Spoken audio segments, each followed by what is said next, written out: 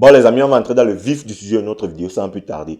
Alors, à la fin de ce chapitre 1179 de One Piece qui se nomme l'avènement de Imu Nerona, on a enfin le face reveal de Imu. Je ne m'y attardrai pas sur ça, maintenant on y reviendra en fin de chapitre parce que ça sera un peu salé. Mais du coup, comme je le disais donc, on a enfin le visage de Imu qui nous est révélé. Et cette révélation du visage de Imu, l'antagoniste normalement principal de l'œuvre, final même de l'œuvre, bah, ça s'est accompagné de deux informations qui paraissent complètement banales et complètement normales, mais qui en disent extrêmement long sur le passé de ce personnage. Et les deux informations en question sont les suivantes.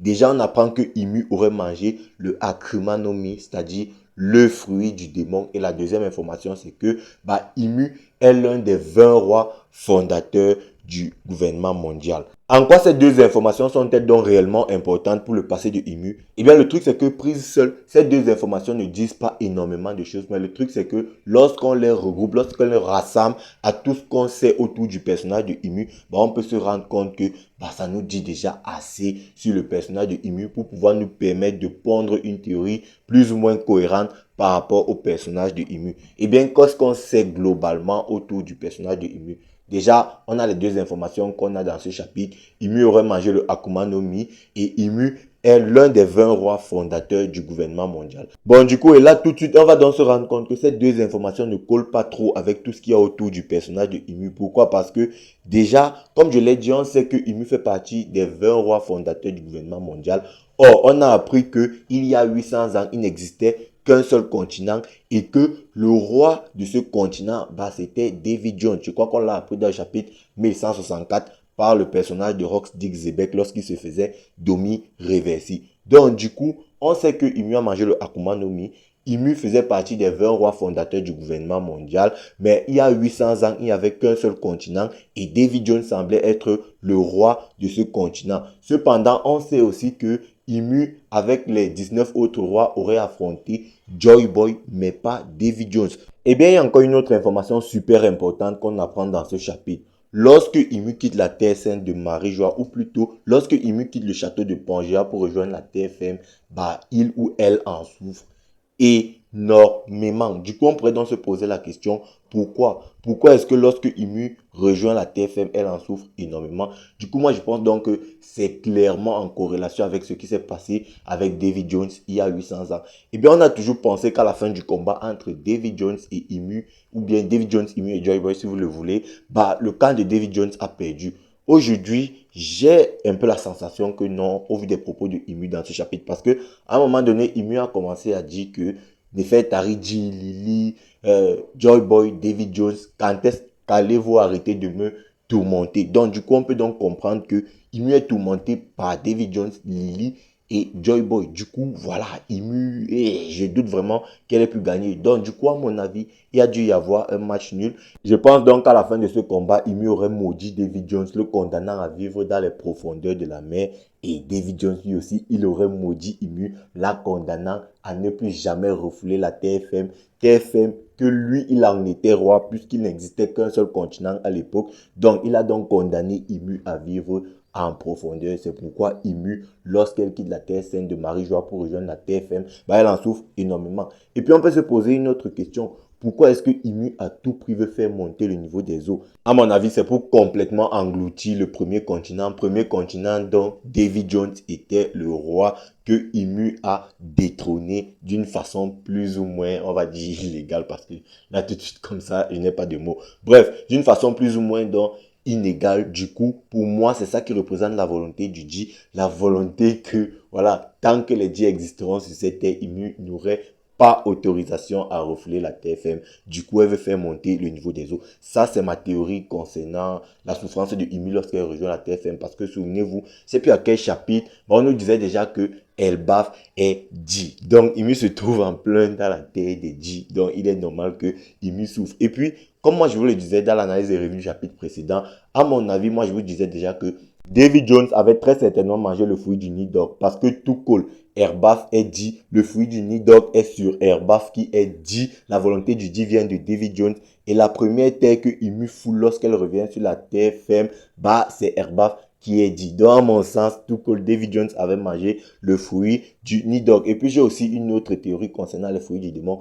À mon avis, plus un fruit du démon a d'utilisateurs, plus il a été utilisé dans le temps, bah plus il devient faible. C'est pourquoi les Zoan ont leur propre volonté et les Zoan sont les fruits du démon les plus puissants car ils n'ont pas énormément d'utilisateurs comme le Zoan du Nidok qui semble être encore parfaitement puissant, en tout cas aussi puissant qu'il ne l'était avant, et même le Zoan de Luffy. Le Zoan de Luffy, bah, il semble aussi puissant qu'il ne l'était avant, tout simplement parce que il y a eu très peu d'utilisateurs de ce fruit du démon à travers le temps. Et c'est aussi peut-être pour ça que des fruits du démon comme le Jiki Jiki no Mi de Eustace Captain Kid ne sont pas, ou en tout cas ne paraissent pas aussi puissants parce que ce sont des fruits du démon qui ont certainement eu énormément d'utilisateurs. Du coup, voilà, la puissance de ce fruit du démon, c'est peut-être amoindrie. Bon, on va dire la puissance de ces fruits du démon, c'est peut-être amoindrie avec le temps, contrairement aux fruits du démon du type Zoan, surtout les Zoan antiques et les Zoan mythologiques là. Bon, bref, moi je connais pas trop le sujet, je suis pas trop calé sur le sujet Zoan antique, Zoan mythologique.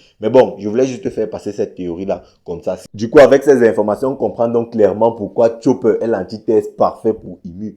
Imu a mangé le fruit du démon, Chopper a mangé le fruit de l'humain. Chopper en ayant mangé le fruit de l'humain, bah, lorsqu'il touche un démon, le démon retrouve dans sa forme humaine. Ça paraît complètement abusé et drôle. Mais voilà, c'est assez logique. Et je ne pense pas qu'il s'agisse d'un pouvoir d'éveil ou pas. Non, c'est juste parce que Chopper a mangé le fruit de l'humain et Ymir a mangé le fruit du démon. Ça s'arrête là. Et du coup, on comprend aussi pourquoi le Domi Reversi ne fonctionne pas sur les utilisateurs du fruit du démon. Parce que pour moi, ce chapitre le confirme encore. Ymir a mangé le fruit du démon. Et je pense que avec ses pouvoirs, c'est comme si elle l'octroyait un autre, ou en tout cas un pouvoir du fruit du démon à quelqu'un. Du coup, lorsqu'elle octroie un pouvoir du fruit du démon à quelqu'un qui possède déjà un fruit du démon, pardon, un fruit du démon, bah, le démon qui est dans le corps de l'utilisateur du fruit du démon repousse le démon de Imu. Donc, à mon avis, voilà, il y a beaucoup de choses qui sont expliquées dans ce chapitre. Maintenant, j'aurais aussi une autre théorie concernant le personnage de Imu parce que ce chapitre, il n'est qu'intéressant par rapport au personnage de Imu. Le reste, c'est assez éclaté quand même, on va pas se mentir. Bon, j'ai dit j'y reviendrai en fin de vidéo parce que, ouais, je sens que quand je vais encore pousser mon coup de gueule, on va dire que ouais, il fait encore les différents et tout. Bon, bref, on y reviendra en fin de vidéo. Comme je le disais donc, j'ai encore une autre théorie sur le personnage de Imu. À mon avis, les gars, je pense que on est trop caricatural concernant David Jones et Joy Boy. Étant donné qu'actuellement, Imu, c'est le méchant de l'œuvre, il n'y a pas de problème. Donc, on se dit tous que, bah, par fatalité, lorsqu'elle a affronté David Jones et Joy Boy il y a 800 ans, David Jones et Joy Boy étaient les gentils. Bah, moi, comme je vous l'avais déjà dit dans plusieurs autres vidéos, Joy Boy est considéré comme étant le tout premier pirate de l'univers de One Piece. Et dans son étymologie, le terme pirate, bah, ça n'a rien de héroïque. Ça n'a rien de bon. Un pirate est donc en ce sens un méchant. Du coup, je pense donc que Joy Boy, en étant le tout premier pirate, celui qui doit nous donner la définition même du mot pirate, est forcément un méchant. Bon, pas méchant dans le sens antagoniste, mais méchant dans le sens où plutôt, bon, un Luffy quoi. Un mec qui pille en riant, voilà. Même si Luffy ne pille pas, mais lui, il était réellement ce pirate-là. C'est vraiment la définition du mot pirate. Du coup, qu'est-ce qui se serait donc passé il y a 800 ans? Je pense donc qu'il y a 800 ans, le Mother Flame de l'époque a commencé à s'éteindre. Du coup, certaines zones en ont pâti étant donné qu'ils ne recevaient plus les ressources nécessaires. Imu faisant partie de l'une de ces zones qui souffrait de l'extinction du Mother Flame de l'époque a décidé de s'insurger aux côtés de 19 autres personnes contre l'ancien roi de l'époque, David Jones, le roi de l'ancien continent, ne sachant pas que le Mother Flame était en train de s'éteindre. Imu et ses 19 autres personnes qui deviendront plus tard les créateurs du gouvernement mondial ont conclu un pacte. Le pacte disait que une fois David Jones vaincu, on va planter chacun d'entre nous nos sabres autour du siège vacant, signifiant que personne ne devra jamais s'asseoir sur ce siège vacant, histoire de diviser le monde équitablement en 20 parts égales. Bon, après, je vous avouerai que j'ai vraiment du mal à trouver un dénouement final à cette théorie, mais l'idée générale que je voulais transmettre par rapport à cette dernière, c'est que Imu aurait fini par manger le fruit du démon, le Akuma no Mi. Peut-être le fruit du démon était lié au Mother Flame de l'époque. Nefertari Lily se serait rendu compte que, en fait, David Jones ne voulait pas le mal de son peuple, ne voulait pas le mal de l'ancien continent, mais juste que le Mother Flame était en train de s'éteindre. Donc, du coup, Nefertari Lily aurait décidé de ne plus suivre Imu dans son plan de faire tomber David Jones. Puis, en ayant mangé le Akuma no Mi, le fruit du démon, bah, Imu aurait été rejeté par l'humanité qui pensait que les pouvoirs du fruit du démon de Imu représentaient une abomination. Parce qu'à l'époque, les gars, il faut qu'on s'en rende compte, hein, les fruits du démon à cette époque-là, c'était vu comme une abomination, étant donné que personne n'avait mangé un quelconque fruit du démon, car les fruits du démon venaient à peine d'apparaître. Du coup, l'humanité, voyant Imu manger le tout premier fruit du démon, peut-être aurait rejeté Imu. Et Imu, en mangeant ce fruit du démon, c'était peut-être dans le but de, comment dire, de sauver, d'aider l'ancien continent. Mais les populations de l'époque, ayant pris peur des pouvoirs que Imu possédait grâce au Akuma no Mi, auraient décidé de maudire Imu, l'a rejeté. Et c'est pourquoi Imu aurait décidé de vivre en hauteur, parce que la malédiction que la population de l'époque avait jeté sur Imu l'empêchait de redescendre sur la terre ferme. C'est pourquoi lorsque Imu redescend sur la terre ferme, elle souffre énormément, elle ou il. Parce que, encore une fois, il y en a qui disent que Imu est un homme. Moi, je ne sais pas comment vous arrivez à voir ça, parce que lorsque moi je vois ces doigts-là, vraiment, et même son visage, pour moi, Imu ressemble plus à une femme qu'un homme. Bon, après, il y a aussi son cara design, ses pieds et tout. Bref, on va pas entrer dans les détails. Bon, on va dire que Imu est un homme pour ne pas faire trop le différent. Voilà. Après, je pense aussi que le fruit du démon de Imu, le Akuma no Mi, n'est pas genré. Pour moi, c'est un fruit qui n'est ni Zoan, ni Logia, ni Paramecia. Pour moi, ça regroupe plutôt tous les genres en un seul. Voilà. Et je pense aussi que c'est quand Imu aurait décidé d'aller vivre en hauteur, c'est peut-être qu'elle s'était dit que comme vous me rejetez, moi qui ai des pouvoirs, moi qui ai essayé de vous aider, moi qui ai essayé de vous sauver, du coup, moi alors ayant les pouvoirs, je me considère en tout cas comme un dieu, comme une déesse si vous voulez. Du coup, vous, voilà, vous n'êtes que de simples humains et c'est peut-être pour ça que les dragons célestes portent un masque parce que il m'aurait décidé que en vivant en hauteur et en se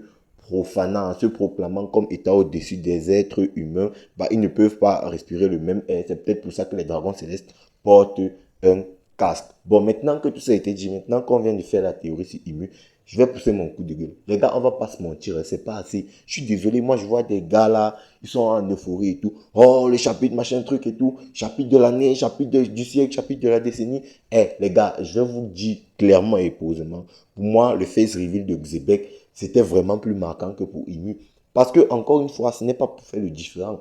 Mais Imu, Joy Boy, David Jones, il ne m'intéresse pas. Je suis désolé. Et là, avec l'apparition de Imu, déjà, on comprend qu'elle est nerf sur Airbaf. Ça, c'est déjà un premier problème. Du coup, ce qui va certainement et probablement se passer, c'est que à cause de sa faiblesse, Imu ne va pas pouvoir directement achever Luffy et Loki. D'ailleurs, en espérant que Imu ait l'avantage sur ces deux personnages-là. Parce que si Imu, malgré le fait qu'elle soit venue en personne, il ou elle, parce que moi, voilà, je n'arrive toujours pas à déterminer quel est son genre. Mais bref, si Imu, malgré le fait qu'il soit venu en personne, n'arrive toujours pas à vaincre Luffy et Loki, là, franchement, il va falloir arrêter. Il va falloir arrêter. Et le chapitre, il est littéralement carré par Imu. C'est-à-dire un chapitre de 18 pages. Les seules choses que tu retiens, la seule chose que tu retiens, c'est Imu. Bon, c'est vrai que les effets spéciaux avec le pentagramme ou les pentagrammes et tout ça, son apparition, tout ce qui est autour, la mise en scène et tout, voilà, c'était impressionnant, il n'y a pas de problème. Mais le chapitre, il est littéralement carré par Imu. Et Oda, avec One Piece, c'est une habitude. En fait, ce qui se passe souvent, c'est quoi? C'est qu'on te prend à peu près 10-15 chapitres. Bon, 10-15, c'est peut-être abusé, peut-être 8-9 chapitres qui sont vraiment éclatés, on va pas se mentir. Et puis, on te met le face reveal de quelqu'un. C'était comme ça avec Xebec. Moi, je me souviens, avant le face reveal de Xebec, moi, j'étais sur le point d'arrêter les analyses et reviews One Piece. Mais lorsqu'on a eu le face reveal de Xebec, ça m'a remis dedans. Puis, on a eu le flashback de God Valley. C'était incroyable. Et là, c'est pareil. Et si on est vraiment honnête et sincère, l'arc Airbaf, si on enlève le flashback dans sa globalité, ou peut-être si on enlève God Valley, cet arc est vraiment l'un des pires de One Piece. C'est vraiment l'un des pires de One Piece parce que les antagonistes, Summers, Kuringam, ce ne sont pas des personnages marquants. On en a marre avec de nouveaux personnages qui sont tout le temps introduits mais qui ne servent à rien. Parce que les mecs de vous à moi, que Summers ou Kuringam, qu'ils aient été là ou pas, ça aurait changé quoi? On nous aurait foutu un amiral ou un Gorosei à la place de Summers et Kuringam, ça aurait parfaitement fait l'affaire. Après, vous aurez peut-être dit que c'est redondant et tout. Il n'y a pas de problème. Mais Summers et Kuringam, les chevaliers divins dans leur globalité, le truc c'est qu'ils ne sont même pas puissants. Si encore ils avaient été introduits, mais ils avaient une certaine puissance auquel on aurait pu se dire, ouais, les chevaliers divins, c'est quand même chaud, le gouvernement mondial, c'est quand même chaud. Bon, là, ça aurait pu passer. Mais les mecs sont éclatés, les mecs. Ils sont complètement éclatés. Qui parmi vous peut se lever dire ici que mon personnage favori c'est Summers? Qui parmi vous peut se lever ici dit que mon personnage favori c'est Killingham? Bah personne. Ce sont des personnages dont on s'en fout parce que des antagonistes, il y en a des fans des antagonistes énormément dans l'univers des mangas et animés, que ce soit Akainu, tout ça. Il y en a énormément de fans, mais c'est Killingham, je suis désolé, ils sont éclatés. Je vais dire, ils sont beaucoup trop éclatés dans la globalité. Et en vrai de vrai, à vous les fans de One Piece, il vous en faut tellement peu pour vous hyper. Juste le face reveal de Imidatsu 1179, ça suffit pour vous casser Internet. Non, moi je suis désolé, mais par rapport à tout ce qui s'est passé durant cet arc Airbaf, sur cette île de Airbaf, moi je reste encore sur mes réserves. Bref les amis, la vidéo est arrivée à son thème, j'espère qu'elle vous aura plu. N'hésitez pas à me dire ce que vous en pensez en commentaire, check la vidéo à l'écran, like celle-ci si elle t'a plu et partage. Et puis nous on va se dire ciao pour une prochaine vidéo, portez-vous bien Animario.